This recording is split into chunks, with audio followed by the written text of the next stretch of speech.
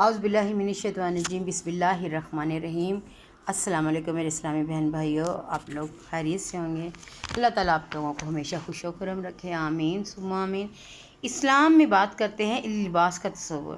ہمارا مذہب اسلام ایک کامل مذہب ہے۔ اسلام کی روح سے سب کو سادہ اور موزوں لباس پہننا چاہیے جو جسم کو صحیح طریقے سے ڈھانپے اور اس کے جسم کی نمائش نہ ہو۔ اللہ تعالیٰ نے قرآن پاک میں لباس کا ذکر فرمایا کہ اپنے جسموں کو اچھی طرح ڈھانپو۔ اس لیے کپڑوں کا انتخاب کرتے وقت ان باتوں کا خاص خیال رکھنا چاہیے کہ اسلام میں پردہ اور حیا بہت اہمیت رکھتے ہیں۔ یعنی کہ ایسا لباس پہنے کہ جس سے ہم لوگوں کو ستر پوشی ہو اور ہم لوگوں کو کوئی بے حیائی اور کوئی ایسا نہ، کوئی باریک کپڑا نہ ہو، کوئی ایسا اللہ تعالیٰ کے حکم کی عدولی نہ ہو، کیونکہ دنیا میں تو ہم لوگوں نے جو کر کے چلے جانا ہے، جو اس کا جو حساب کتاب ہونا ہے وہ اوپر جا کے ہوگا۔ تو اس لیے اللہ تعالیٰ ہم لوگوں پہ اپنا کرم کرے اور ہمیں ہمیشہ سیدھے راستے پر چلائے، آمین۔ اس لیے لباس بھی ان کا خاص خیال رکھنا چاہیے۔ قرآن مجید میں لباس کے بارے میں اسلامی اقتدار کے مطابق ملبوس ہونے کی تلقین فرمائی گئی ہے۔ اسلام نے لباس میں سادگی کو پسند کیا ہے۔ لباس قدرے ڈھیلا ہونا چاہیے۔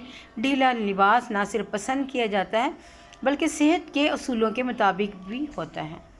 اسی لیے اسلام میں باریک کپڑوں کو ناپسندیدہ کیا جاتا ہے۔ مناسب لباس جسم کو لوگوں کی بری نظر سے بچاتا ہے اور پہننے والے کی شخصیت کو بھی دلکش بناتا ہے۔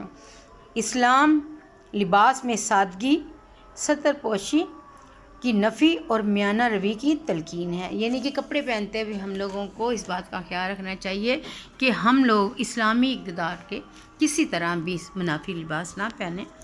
اللہ تعالیٰ ہم لوگوں کو دین پہ چلنے والا سچا اور پکا عاشق رسول بنائے اور ہمارے لباس اور ہمارے طرز زندگی سے دوسرے مسلمان جو غیر مذہب ہیں، جو غیر مسلم لوگ ہیں، وہ بھی متاثر ہوں کہ اسلام بہترین عمل ہے۔ یا باری تعالیٰ ہم لوگوں کو اپنا محبوب رسول پاک صلی اللہ علیہ وسلم کی امتیوں میں سے بنا کے جس پہ وہ فخر کر سکیں۔